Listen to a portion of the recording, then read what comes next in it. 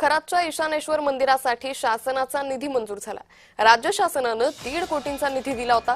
पर्यटन खात्याने 2018 मध्ये हा शासन निर्णय जारी केला होता। विरोधकांकडून सरकारवर मेहरबानीचा आरोप होतोय। राजकीय वर्तुळात या निर्णयाची सध्या जोरदार चर्चा रंगली आहे।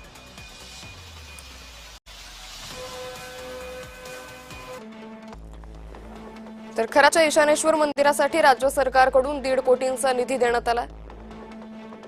पर्यटन खात्याने 2018 मध्ये शासन निर्णय जारी केला होता। मंदिर परिसर विकासासाठी निधीला हिरवा कंदील देण्यात आला। समारंभ मंडप बांधकामासाठी सर्वाधिक निधी मंजूर झाला।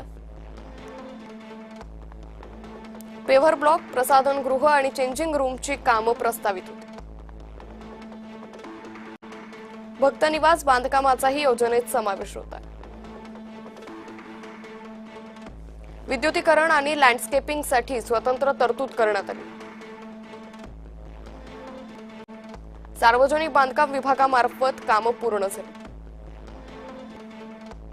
खटल्याच्या पार्श्वभूमीवर निधी मंजुरीवर आता प्रश्नचिन्ह उपस्थित होत आहेत।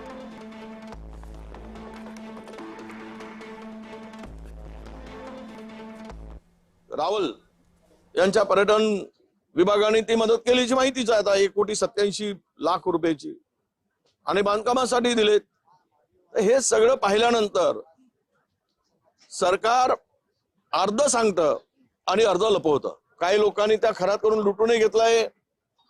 हे सगळी चौकशी आता SITच्या माध्यमातून पारदर्शकपणे पुढे येईल यावर आमचा अजिबात विश्वास नाही।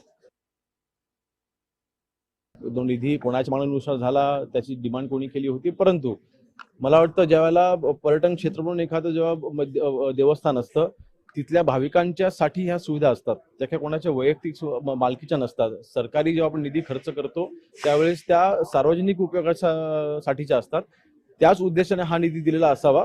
ह्याच्यामध्ये आता जे प्रकरण घडले त्याला त्याच्यामध्ये थेट जोडणे कदाचित चुकीचं राहील।